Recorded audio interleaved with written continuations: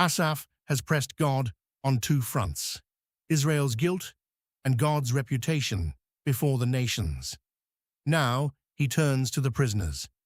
Let the sighing of the prisoner come before thee. According to the greatness of thy power, preserve thou those that are appointed to die. Psalm 79, verse 11. The sighing of the prisoner is not eloquent prayer. It is not carefully constructed theology. It is the sound a man makes when words have run out and only breath remains. Asaph brings this sound before God and asks him to hear it as a legitimate petition. The prisoners here are Israelites carried off to a foreign land. They sit in chains in a strange land, their city destroyed behind them, and with no visible path of return before them. They cannot argue their case, nor can they mount a defense. The prisoners can only sigh, and Asaph asks God to receive that sigh as prayer. The second part of the verse presses harder. Those that are appointed to die are those whose death sentence has already been pronounced. The phrase carries the weight of finality. These are men and women for whom human options have closed. Asaph does not ask God to work within the human options. He asks God to act according to the greatness of his power. This greatness of power is the sole ground for preserving those whose death has already been scheduled. Asaph has been building toward this throughout the psalm. Israel has nothing. God has everything. The disproportion between Israel's condition and God's power is the argument Asaph makes. And render unto our neighbors sevenfold into their bosom their reproach, wherewith they have reproached thee, O Lord. Psalm 79, verse 12. Asaph asks for sevenfold repayment. In Scripture, 7 marks completeness. Asaph is not asking for a proportional response.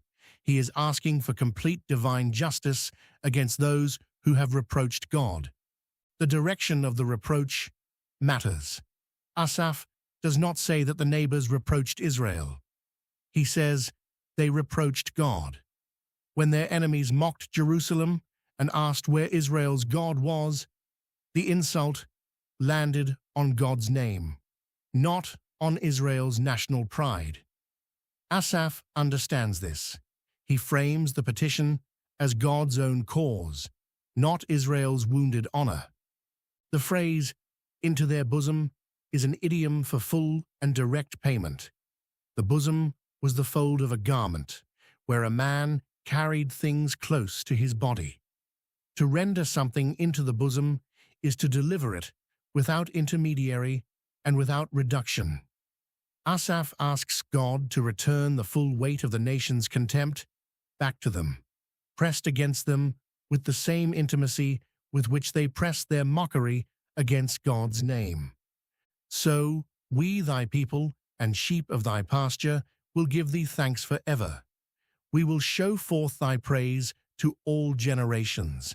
Psalm 79, verse 13. Asaph closes the psalm with a vow of perpetual thanksgiving. The language shifts from petition to declaration.